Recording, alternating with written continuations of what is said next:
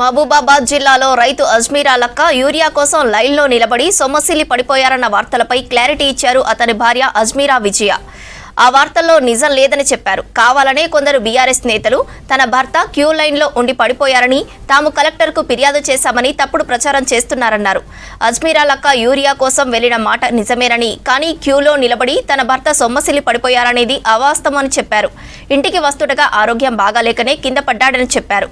దీనిపై తామెవరికీ ఫిర్యాదు చేయలేదని, జిల్లా కలెక్టర్పై ఫిర్యాదు చేశామనేది అవాస్తవమన్నారు. కావాలనే కొందరు తమ ఫోటోలు పెట్టి కలెక్టర్ను, ప్రభుత్వాన్ని బద్నాం చేయాలని చూస్తున్నారని చెప్పారు విజయ.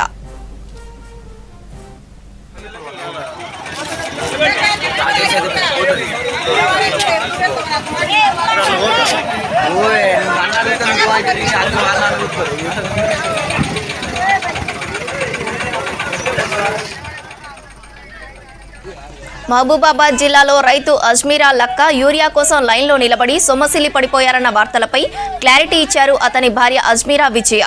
ఆ వార్తల్లో నిజం లేదని చెప్పారు. కావాలనే కొందరు బీఆర్ఎస్ నేతలు తన భర్త క్యూ లైన్లో ఉండి పడిపోయారని, తాము కలెక్టర్కు ఫిర్యాదు చేశామని తప్పుడు ప్రచారం చేస్తున్నారన్నారు. అజ్మీరా లక్క యూరియా కోసం వెళ్లిన మాట నిజమేనని, కానీ క్యూ లైన్లో నిలబడి తన భర్త సొమ్మసిల్లి పడిపోయారనేది అవాస్తవమని చెప్పారు.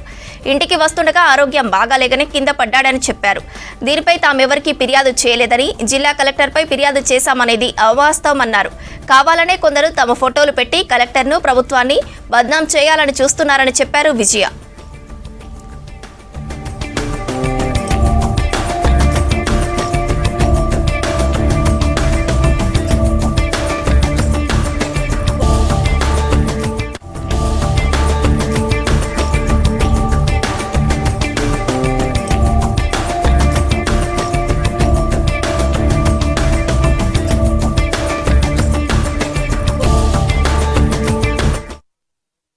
చేతులు లేవు, నోటి మాట లేవు, ఏం లేదు సార్.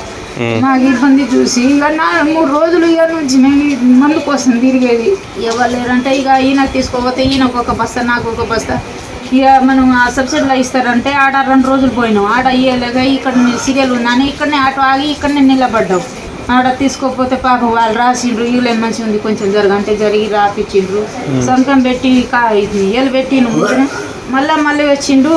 నేను ఇటు పోయినా ఆయన ఇటు నుంచి ఆ పక్క నుంచి ఇటు పక్క పోతామని వస్తే ఎక్కడ తిరిగి పట్టాడు. చేతులు లేవు, నోటి మాట లేవు, ఏం లేదు సార్.